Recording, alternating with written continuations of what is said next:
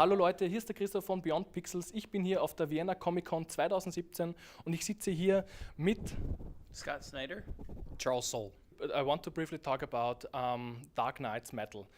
It's a new dark multiverse in the existing DC universe. Can you just please quickly pitch it for our viewers, because in Austria and Germany it's not released yet? Yeah, sure. Well, first, thank you so much. I really appreciate it. Dark Knight's Metal is sort of the story that we've been building to, me and Greg Capullo, for 5-6 years. And ultimately what it's about is that Batman and the Justice League discover that there's a multiverse that exists beneath the current multiverse that's made of dark matter and dark energy. And nobody knows what it is, nobody knows what's down there. And ultimately what they learn is that because of Batman's investigation, there's a hole in the membrane between our multiverse and that multiverse is coming here to invade. So they come here, and the first army, the first wave of attack, is essentially seven evil Batmen. The Dark Multiverse is a place where all of our hopes and fears live. So essentially the multiverse in the DC universe is set. It's a material thing. So the worlds don't change. They are what they are. There's 52 universes, and that's that. But the Dark Multiverse is almost like an ocean, and whatever you fear, whatever you hope for, down there it materializes, it bubbles up into a world. And then when you stop being afraid of it, it goes away. But one of the villains, a new villain, this Barbatos, goes and he picks the 7 deepest fears of Bruce Wayne. What if he killed the Joker and became the Joker?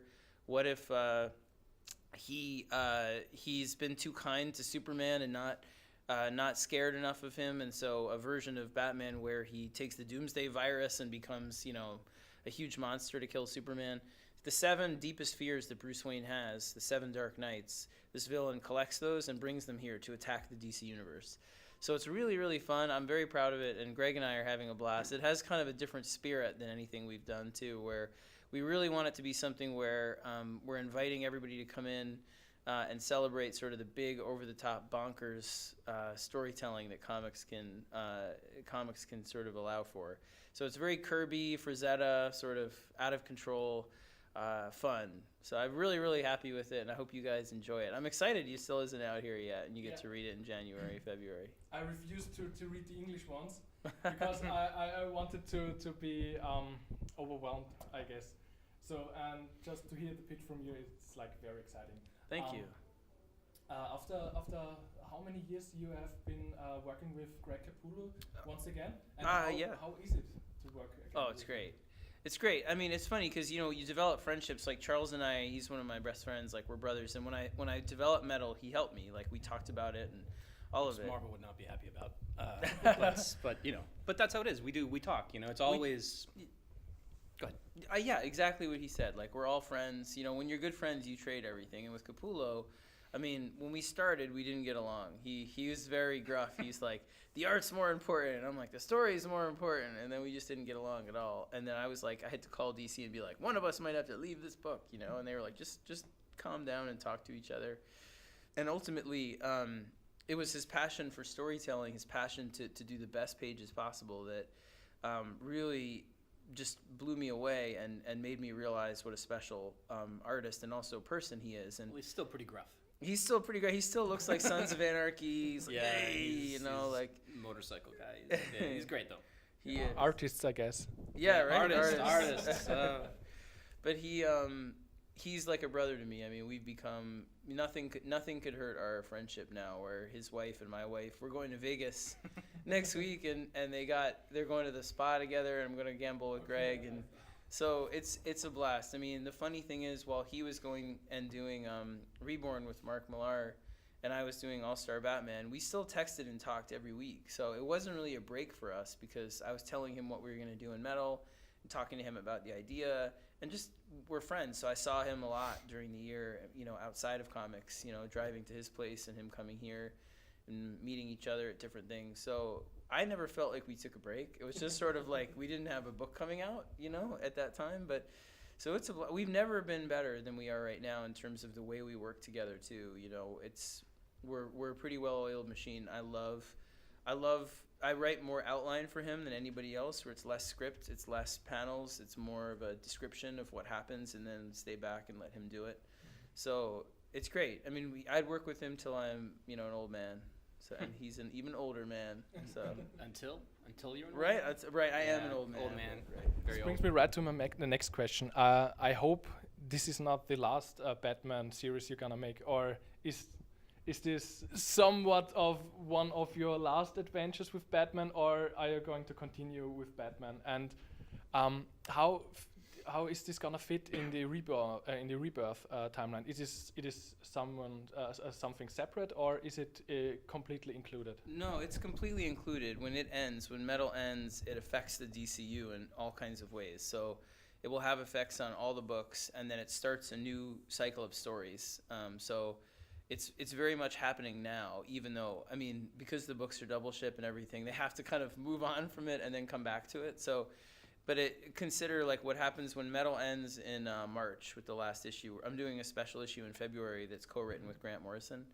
I don't know if you guys got that news yet here, but issue, yeah, surprise, between issue 5 and 6, we're doing a special issue called The Wild Hunt, Metal the Wild Hunt. Okay, I've seen your graph on Twitter. Yeah, and Grant Morrison is right. He just sent in, I was just telling him, he just sent in the script. So we co-wrote it, and I can't wait for you to see it. It revisits a lot of his stuff from Multiversity and everything. And so when we finish in March, it's going to have a lot of effects on the DCU. It affects Wonder Woman, Superman, Batman, the whole Justice League. And so in terms of my last Batman story, I don't want to, no, I mean, I think what it is I have other plans at DC. I have another direction I want to go in after this that I'm really excited about. But I'll still be doing Batman. I'm doing a story with Sean Murphy for a different department at DC that was going to be an all-star Batman, but because we ended all-star, we're doing it as in a graphic format, like a different format than serial, like monthly.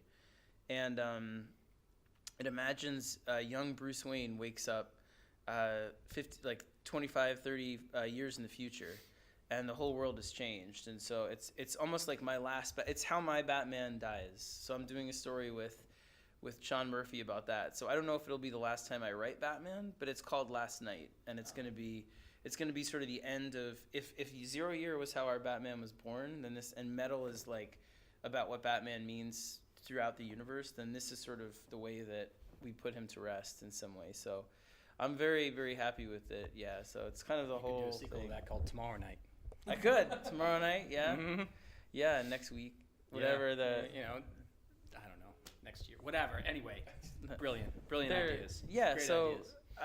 I don't want to be like Mick Jagger and be like, I don't want to be the guy singing Satisfaction at 50, Mm-hmm. and then there he is doing that. But so I mean, I feel like Batman's something I could always come back to in some way, because I have a lot of ideas. But I'd like to sort of do Metal, do the book with Sean, and then I have a new sort of project at DC I'm excited about. How's the response from your fans so far? I guess you've been traveling around Metal? the US, yeah. It's been sort of overwhelming. I mean, I didn't expect it to do what it did. It's like in the States, it's sold out a lot. Like the one-shots, the ones that are about the evil Batman, because we do separate books about the evil Batman. Each one has its own origin, and what if Batman killed the Joker, and we do that issue, and so they all sold out. So it's been pretty good, and I think a lot of fans. What I'm hoping is that really Metal is meant as a thank you. I mean, it is me and Greg getting back together and being able to say thank you for all the support over the years.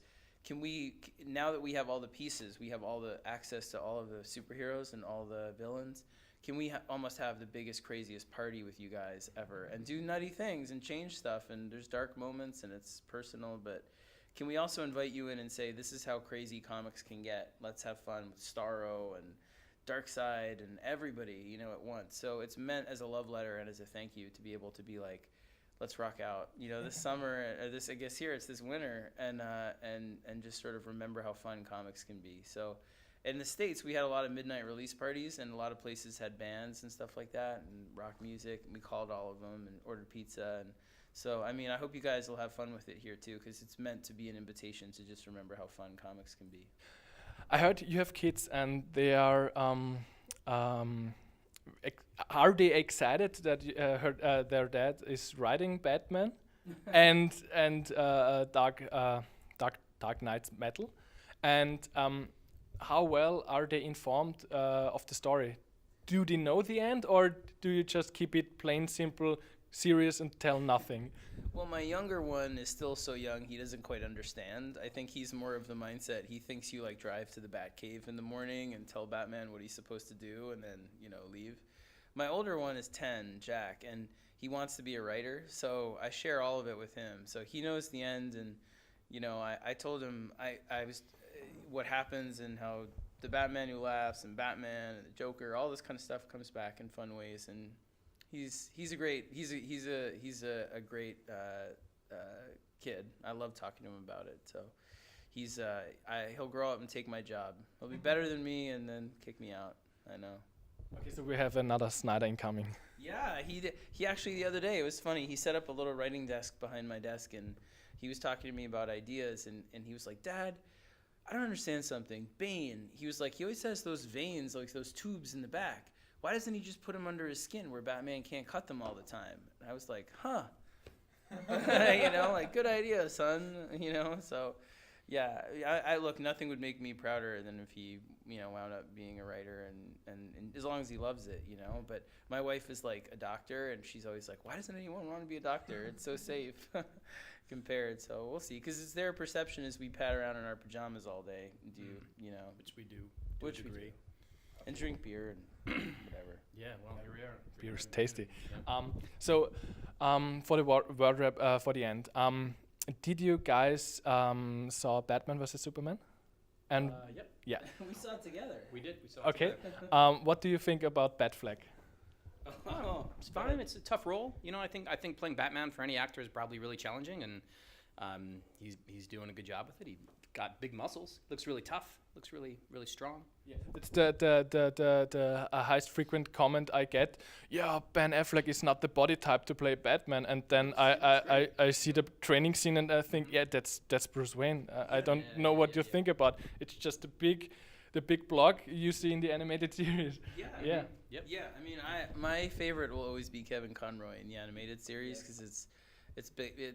I think that even more than Dark Knight Returns or Year One is sort of the DNA of our Batman, like what we did with Greg and I. That's more probably the highest, to me, the best Batman interpretation ever is that series. But no, I mean, he looks the part. What I really hope is that they give him more room. I haven't seen Justice League yet because it came out while we were here. Yeah, Like this weekend, I think. Right? Yeah, yeah, in the States. But I hope they give him more room to just be Batman. You know what I mean? Because in Batman Superman, he was, but I feel like he's also with Superman and Wonder Woman, and I love those characters. But I'd love to see him just be Batman. You know what I mean? With like his own space to just be Batman. So, but I have a lot of hope for him. I think he's a great actor, and he's got a great jaw for it. Looks Yeah. good. Chin. Chin. Dimple chin. Right. how tired are you to argument to fans or people that Batman could really fight Superman without dying instantly? I mean, Well, that's the kind of we've been all been having that conversation since we were little, right? Like Yes. every comics fan has that conversation since they were a little child, and now we just get to see a version of it on the movie. But it's really either one could win, depending on who's writing it and who wants to win. Yes. You know, so No, Yeah, only one yeah, could yeah, win. yeah. Uh-huh. Only one could win. No, I right? Yes. See? No, because Because Batman prepares for everything. So you can't even. There's nobody that could be Batman. Because he has a plan B for plan X, Y, Z.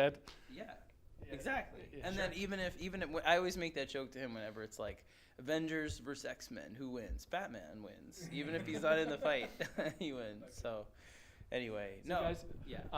thank you for the interview. sure, my pleasure.